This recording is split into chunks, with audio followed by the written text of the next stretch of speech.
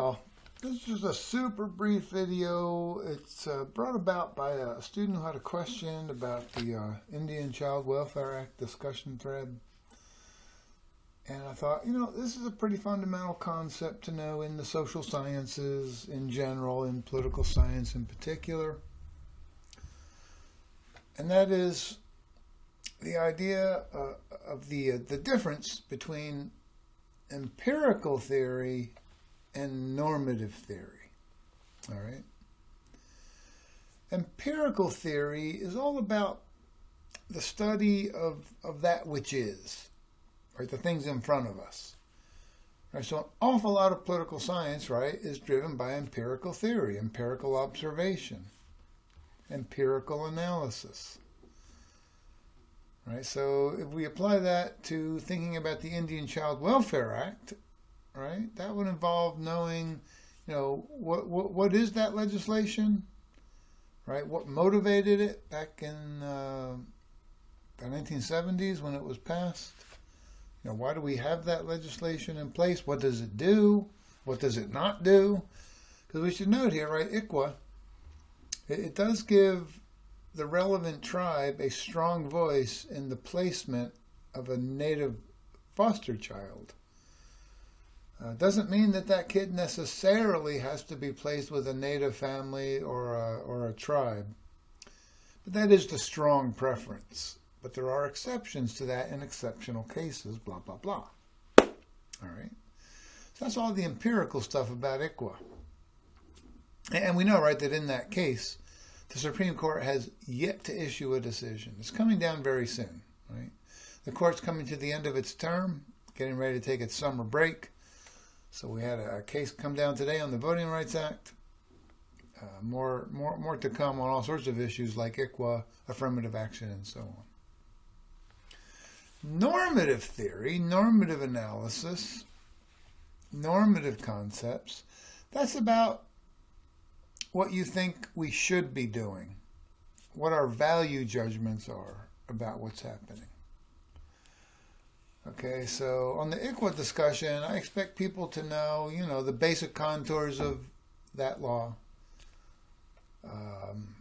why it was passed, what it means and what it doesn't mean.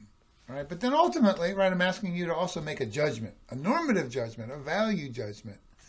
Is ICWA good law or is it bad law? Is it constitutional or is it unconstitutional? That's a value judgment.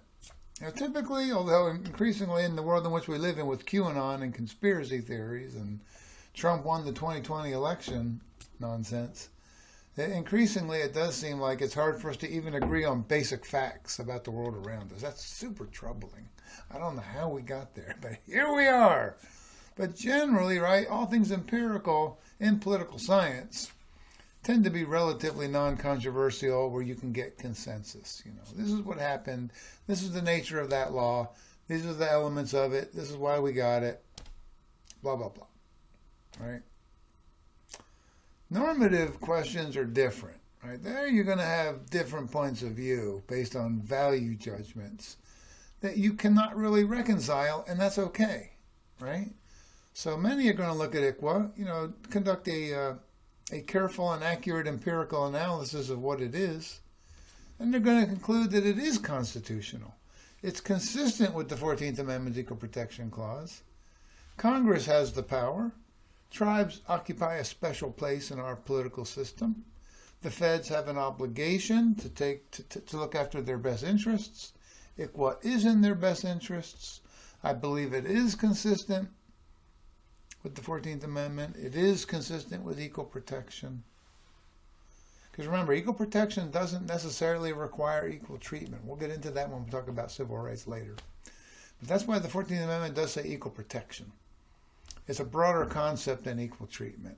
I would say the equal protection generally requires equal treatment based on race and so forth, but not necessarily. Not always. All right? The idea of equal protection leaves open different possibilities, a wider array of possibilities. So some are going to conclude, based upon their empirical analysis of ICWA, that it is a good piece of legislation. Others, right, conducting the same rigorous empirical analysis will ultimately reach a different value judgment. I think it was a bad law. It might have been, it might have been driven by good intentions, but sometimes the road to hell is paved with good intentions, and it actually achieves a bad result. It takes race into too much account. It denies equal protection, and it's inconsistent with the 14th Amendment, and it's unconstitutional. It's bad law. Okay? That's what the court's going to be doing. And I'm already anticipating a bit of a split here. I think, and I could be wrong, we'll find out soon enough, I think the court will uphold ICWA. If you looked at that article that I posted, at oral arguments, right, when the court hears oral arguments from the two sides, just the questions coming from the justices seem to suggest that they thought ICWA was good law. And if they were going to strike down ICWA, they'd have to strike down all sorts of other legislation passed by Congress on behalf of Indian tribes, and it would become kind of a mess. That's my read on that. I could be wrong, and I wouldn't be surprised if some of the court's most conservative justices would like to strike down ICWA, but I don't think they're going to prevail here, but we'll see. All right, so on all matters empirical, I try to get consensus because it's important that we have the same understanding of basic facts. All right. But on normative questions, it's pretty open-ended, right? Some are just going to come to one set of conclusions, and others are going to come to a different set of conclusions based on values. Right? That's why we have two political parties, Democrats and Republicans. Right? Democrats have one set of values that leads them to support certain laws and oppose other laws. Republicans have a somewhat different set of value judgments that leads them to support certain laws and oppose other laws. And that's fine. You leave that be and go, yeah, in a diverse democracy like our own, I think in some ways you want to see disagreement over normative questions. It shows that we're a healthy, vital, diverse democracy. But on all matters empirical, you don't want to see a division.